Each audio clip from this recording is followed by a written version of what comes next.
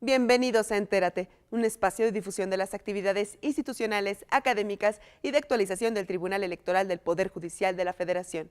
Agradecemos su atención y compañía para presenciar en este programa el seminario Fortalecimiento Democrático en Espacios Nacionales, Internacionales y Transnacionales, una perspectiva comparada de la experiencia mexicana. En esta oportunidad les ofreceremos las interesantes disertaciones que se desprenden de la mesa número 3, denominada Principios de Igualdad y Equidad, Indicadores del Estado de Derecho Democrático. Grandes expertas y expertos se dieron cita para debatir, entre otras cosas, acciones afirmativas y los efectos de los indicadores en el plano político electoral. ¿Nos acompaña?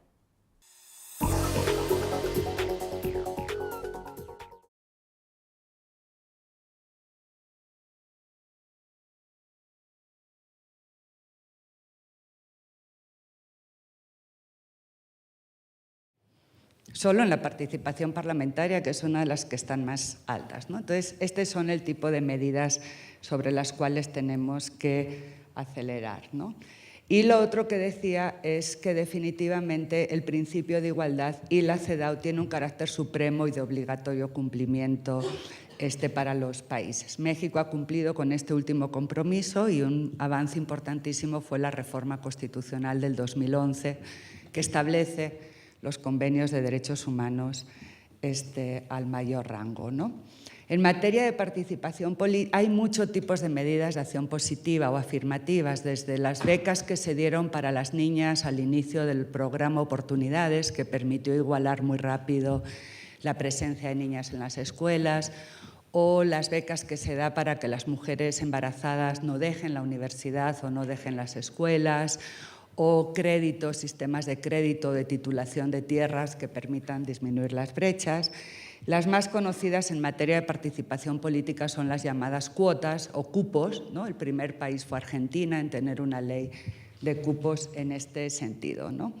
Entonces, bueno, México ha tenido este tipo de medidas de acción temporal, básicamente dos: las cuotas, que se han ido incrementando gradualmente, y la etiquetación de recursos, la obligación que tienen los partidos políticos para cumplir con un 2 o un 3% al menos en implementación. Y algo muy interesante que se ha hecho en México y que es un aprendizaje para otros países ha sido lo que llamamos ponerle dientes a estas medidas. No solamente desarrollar las medidas, sino que los mecanismos de justicia electoral estén atentos a su debido cumplimiento y sobre todo a sus resultados. La más importante fue obviamente la resolución 12624 del Tribunal Electoral del Poder Judicial, que ordenó a los partidos políticos respetar la cuota de género en sus candidaturas y que de hecho rindió frutos muy importantes cuando el IFE la hace respetar y se logra un cambio, un parteaguas en las elecciones del año 2012. Entonces, este fue el efecto, fue un incremento muy notable del 28% de la Cámara de Diputados a 37% de la Cámara de Diputados y del 17% en el Senado al 32%, casi el 33% en el Senado. Hay una mayor masa crítica de mujeres con liderazgo. Sin embargo, bueno, aquí tienen también una cosa muy interesante, que ha aumentado el número de mujeres en las presidencias. Estos datos se los voy a dejar y están publicados, al final les voy a dar la referencia. Y además en comisiones no tradicionales de relaciones exteriores, la comisión de migración, ¿no? Comisiones que están viendo los temas, digamos que habitualmente no estaban comisiones ocupadas por mujeres. Pero todavía hay importantes desafíos. Miren ustedes el promedio en el Ejecutivo. No veo. Se lo voy a leer porque yo tampoco lo veo. En secretarías de Estado apenas un 13%. En este momento, cuando hicimos el estudio antes de la reforma política, en consejeras del IFE 22%, por ejemplo, en el Poder judicial, ahí vemos en la Suprema Corte 18%, consejeras de la Judicatura 0. Estos datos son un corte al 2013. Entonces, ahí ven ustedes que todavía hay espacios, y este es el uno que más nos preocupa, el nivel municipal. Miren ustedes la evolución desde el 2005 hasta el 2012. Apenas un 7% de presidentas municipales son mujeres en México, y esta es una tendencia muy común en América Latina y el Caribe, ¿no? O sea, ahí donde está el espacio, donde se supone que es más cercano al ejercicio de la ciudadanía, es posible que estén operando los poderes fácticos y los poderes más tradicionales que discriminan y que limitan el avance de las mujeres. En el mapeo que tenemos de participación política vemos que los espacios más limitados son sector empresarial, municipios y sindicatos.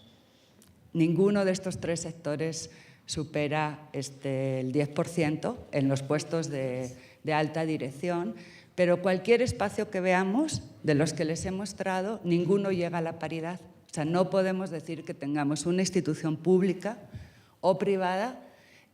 Como institución, obviamente, hay algunas empresas que lo han logrado, hay algunas instituciones que están trabajando para ello, pero, digamos, como conjunto institucional que haya llegado a esto.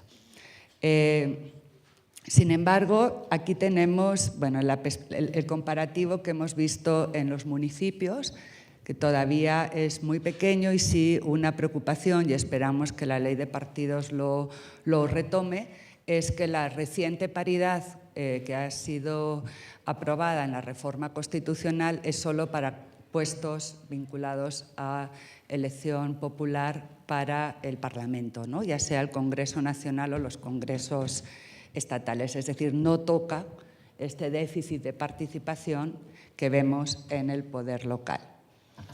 Este es un ejemplo general como de América Latina. Vemos, al igual que al interior de los países, que hay una gran diversidad.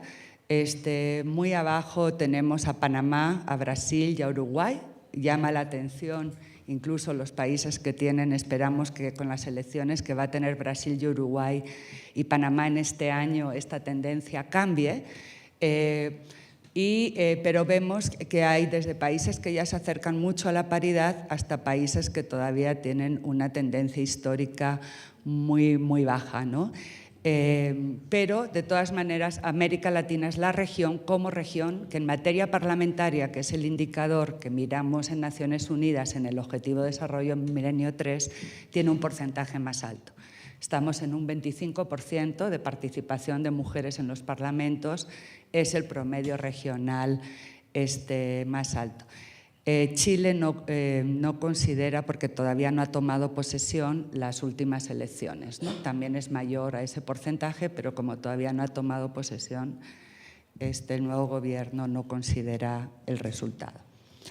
¿Qué pasa en México? Pues tenemos, este es el panorama general, ya tenemos varios estados con un sistema ya regulatorio. La norma es muy importante porque, a pesar de que está la CEDAW y que hay sentencias que ya interpretan la CEDAW, todavía siempre, y esta es una recomendación que siempre tienen los estados federales por parte de las Naciones Unidas, es la armonización legislativa, ¿no? O sea, realmente hay mucha heterogeneidad y mucha interpretación de la normatividad internacional, pero la tendencia positiva que vemos en los últimos años es hacia legislaciones electorales o de partidos políticos que están considerando la paridad. La última y la más interesante desde nuestro punto de vista es la de Baja California Sur, que fue promulgada el 10 de diciembre del año pasado, Día de los Derechos Humanos, y que justamente considera un sistema de paridad para municipios y para puestos también electorales. Pero, digamos, la tendencia es a que se vaya yendo de la cuota. La diferencia un poco entre la cuota y la paridad también es muy importante. La cuota es una medida de acción positiva que ayuda a que se acelere el ritmo hacia la igualdad. La paridad es una medida definitiva y que articula claramente el principio de democracia moderna con la igualdad de género. Si somos la mitad de la población, sí que tenemos que tener como la mitad de los espacios de toma de decisiones, ¿no? Lo cual no significa que no se necesiten medidas de acción positiva. La paridad sustituye a la cuota, pero igual se necesita un conjunto de medidas de acción positiva para ayudar a que la paridad sea efectiva. Las más estructurales, o sea, que eliminen los temas que limitan la participación de las mujeres en la política, en la falta de acceso a recursos económicos, la sobrecarga de trabajo que es totalmente desproporcionada en nuestras sociedades, la violencia, etcétera.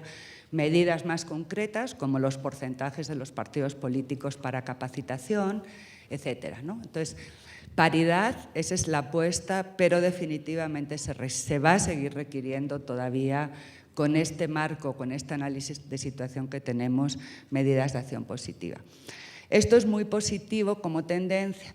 En el cuadro de la izquierda ustedes tienen el comparativo de las elecciones en congresos de los estados que tuvieron elecciones locales entre el 2009 y el 2012, y a la derecha entre el 2010 y el 2013. En rosado ustedes ven aquellos que no avanzaron, o sea, que disminuyeron el porcentaje o se mantuvieron igual, y en azul los que hubo cambio. Entonces sí ya vemos, y esto es parte un poco de todo este ejercicio ciudadano y de todos estos marcos institucionales, que en el segundo cuadro ha habido en todos los estados, salvo en el caso de Veracruz, en todos los demás hubo un avance importante. O sea, la tendencia es hacia el avance. La pregunta es si ese avance hacia la igualdad sustantiva se convierta en un compromiso de Estado y, por lo tanto, como un elemento fundamental del título que tiene este seminario, del fortalecimiento democrático. Y para la CEDAW y para ONU Mujeres lo más importante es la igualdad sustantiva. ¿Qué es igualdad sustantiva? Igualdad de resultados o igualdad en los hechos. Es decir, ya la igualdad formal está consagrada en el marco constitucional de todos los países de la región. Tenemos leyes hacia la igualdad, hacia la no discriminación. Este año se cumplen 20 años de la Convención de Belén do Pará, que es la Convención Interamericana para prevenir, sancionar y erradicar toda forma de violencia contra las mujeres. Y realmente tenemos una enorme potencialidad, un movimiento amplio de mujeres en la política, una masa crítica de mujeres suficientes, medidas especiales de carácter temporal reflejadas en las cuotas o el compromiso de los partidos políticos. Hay una jurisprudencia histórica, hay un compromiso del Poder Judicial, hay un compromiso del Ejecutivo, una iniciativa presidencial a favor de la paridad, del Poder Legislativo, de ambas cámaras, y una reforma constitucional que ahora se tiene que expresar en la Ley de Partidos Políticos y la Ley Electoral, que establece la paridad en la Constitución. Entonces, hay algo que ha cambiado respecto a hace 60 años, es que el compromiso con los derechos políticos, electorales y políticos en general de las mujeres ya no es un tema de mujeres, es un tema de cualquier institución que se considere democrática, es un tema de hombres y mujeres fundamental para el desarrollo de nuestros países. Y además, y como sé que en este colegio también tienen muchas reflexiones internacionalistas y económicas, es una excelente inversión económica. Los países cuyas democracias se ajustan más a la igualdad de género son también países donde hay, en los análisis que se han hecho, un marcado beneficio económico, porque se está aprovechando el gran bono que están aportando las mujeres, que puede ser una hipoteca, si no se utiliza bien, realmente al desarrollo. Entonces, lo que viene es la paridad en las candidaturas y en los puestos de elección, y realmente considerar que los derechos políticos van mucho más allá de los derechos electorales y que tienen que ser parte consustancial de una democracia moderna, una democracia que, cuando se pensó el principio de igualdad, nunca se pensó que se incluyera a las mujeres, ni que incluyera a los pueblos indígenas, ni que incluyera a los que no estaban en esa visión más eurocentrista del pensamiento moderno. Hoy día no es así, pero de alguna manera somos las recién llegadas y todavía hay que hacer muchísimo más para que lleguen las mujeres en toda su diversidad, ¿no? Y aquí no he entrado como a presentar los datos porque, entre otras cosas, no los tenemos al nivel de precisión y detalle, y ese es un tema que también espero que se resuelva en muchos de los países. Pues se trata de que lleguen las mujeres indígenas, las mujeres jóvenes, las mujeres en toda su diversidad, ¿no? Porque ese es el otro tema. Cuando hablamos de igualdad multidimensional, no solamente por razones de sexo o género, sino también por edad, por raza, por etnia, por condición de discapacidad, identidad, orientación sexual, etcétera, ¿no? Se trata de pensar en un concepto incluyente de democracia, claramente sustentado en los derechos humanos y donde estamos, desde luego, convencidas de que la igualdad de género es un paradigma que México y que las sociedades latinoamericanas pueden hacer realidad de manera mucho más rápida, y porque hay las capacidades, hay la institucionalidad. Fácil no va a ser, eso también es claro, y por lo tanto necesitamos de todos estos compromisos públicos, sociales y sobre todo culturales para que el cambio que ya está ocurriendo pues sea una realidad. Muchas gracias.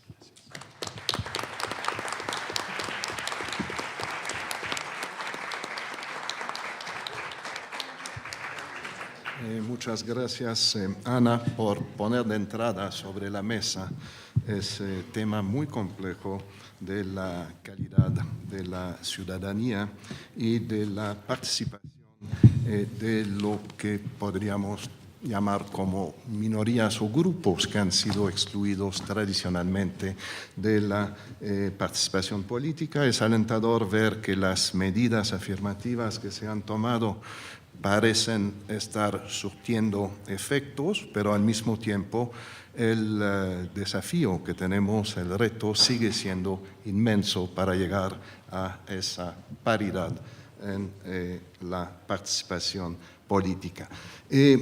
Tengo ahora el gusto de presentar a nuestro próximo ponente.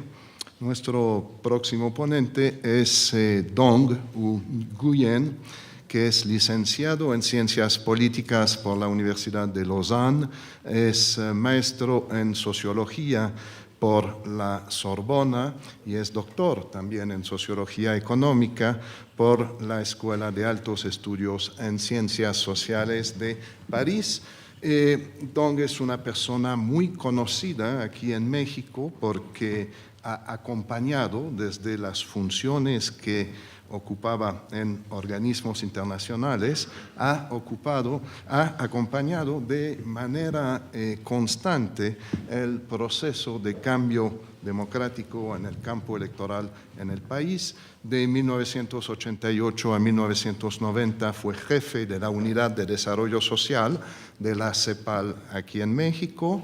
Fue luego de 1992 a 2004 oficial superior de Asuntos Electorales y Políticos en la Secretaría de la ONU y fue también coordinador del proyecto de asistencia a la observación electoral del PNUD en México en 1994, 2000, 2003, ¿sí?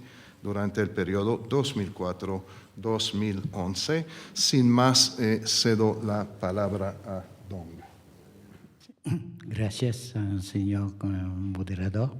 Gracias al tribunal para su invitación.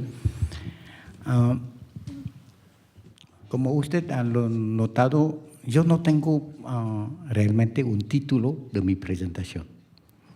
Y finalmente decidí de decirlo, de que voy a hacer un poquito de un ejercicio de reflexión con los académicos, llamando mi presentación breve como electoralización del debate sobre la justicia social. Como tenemos aquí la magistrada Alanis, ella sabe que se habla mucho de judicialización de la política.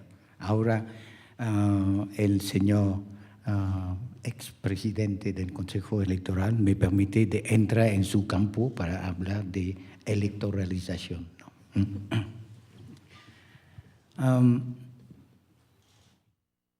Un filósofo español atribuye a Sigmund Freud la frase siguiente: en la vida hay 3 misiones imposibles.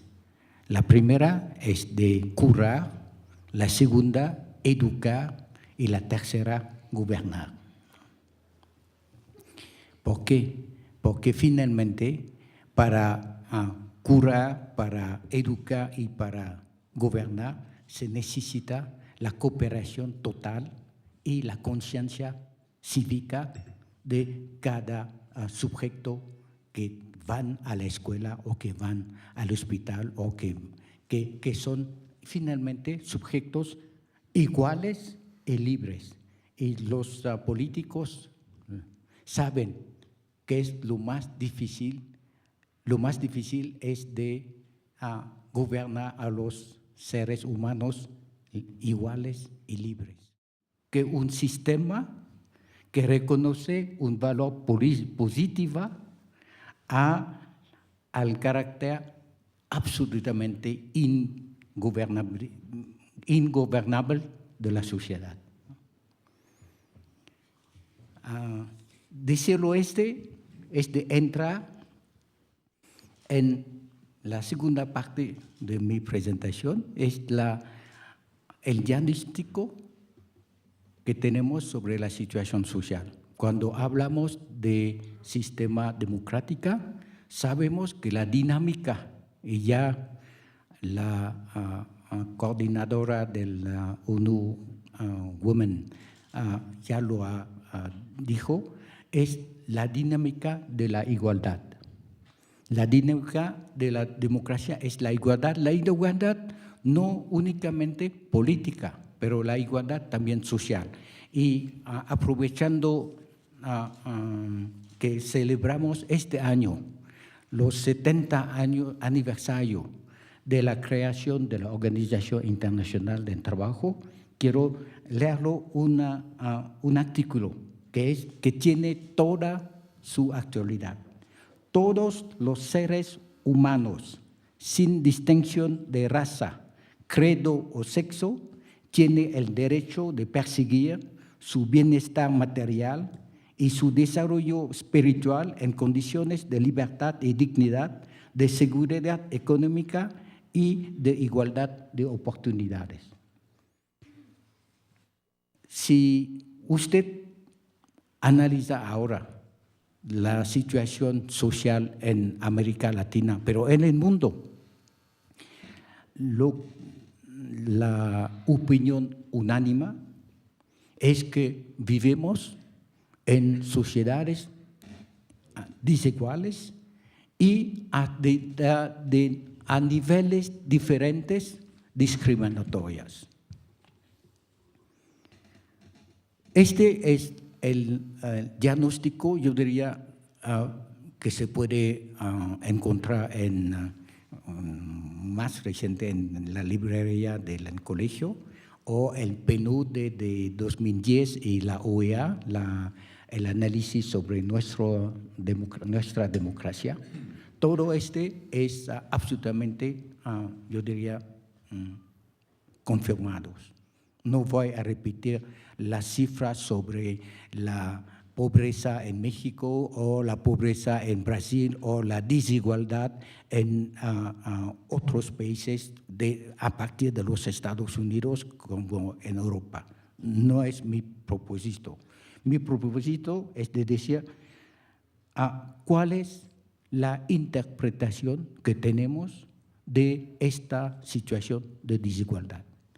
Aquí yo diría rápidamente, uno es que el desarrollo capitalista, de manera general, es un desarrollo desigual, es provocando de una polarización de la riqueza y de la pobreza. Yo recuerdo una conferencia de un profesor de Harvard que antes de su jubilación dio una conferencia diciendo, mira, empecé mi carrera estudiando China en los años 40. En los años 90, cuando me retiro, fue al mismo pueblo donde empecé mi estudio, 50 años antes. 50 años antes, en el mismo pueblo, no tenía nada, ni agua corriente, ni electricidad. La gente camina sin zapatos y tiene como 1 o 2 bicicletas en todo el pueblo. 50 años después, tenían todo, agua, electricidad, sanitarios y motocicletas, todos. Pero 50 años antes dijeron, no somos pobres. Ahora dicen, somos pobres. ¿Por qué? Porque hay una desigualdad enorme, ¿no?, en la sociedad. Por esta razón, yo creo que tenemos que cuidarlo. Las cifras precisas tienen menos significación en términos de símbolo sociológico, social, que la comparación entre la riqueza y la pobreza. 1. Segundo, es que podemos decir que hay una contradicción real, una tensión real dentro de la teoría de la democracia. Vivimos una democracia que propone la igualdad, pero no tenemos esta misma igualdad. Tenemos que vivir con esta contradicción. Y yo diría, la contradicción no viene de hoy, viene de Tocqueville. Para los que conocen la historia de la democracia en América, Tocqueville ya dijo, ya tenemos una contradicción entre nuestro ideal, lo que tenemos que vivir, y la realidad social. Y yo diría, en términos filosóficos, todas las políticas públicas de los países democráticos yo diría, tienen como objetivo de reducir la diferencia entre el ideal democrático y la realidad social. Me parece importante de notarlo, porque nota que es un régimen democrático por una razón.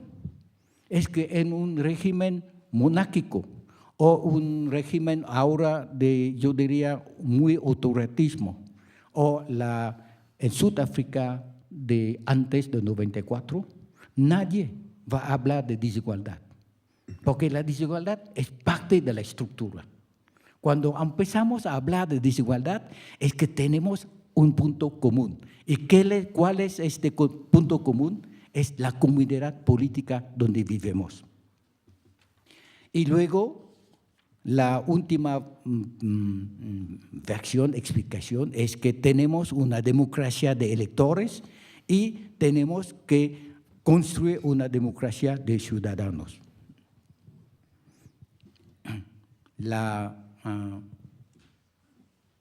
Aquí, yo diría, permíteme de decir cuál es, en mi visión, la democracia de electores. Un elector no es una mecánica, un hombre o una mujer sin conciencia. Es un ser de derecho, porque todo el proceso electoral es un proceso legal. Es un ser soberano, porque cuando votan no tiene que explicar a nadie la razón de su elección, su decisión. Los esperamos en una próxima emisión de Entérate, con lo más destacado de las actividades institucionales, académicas y de actualización del Tribunal Electoral del Poder Judicial de la Federación. Soy Roxana Noriega. Hasta la próxima.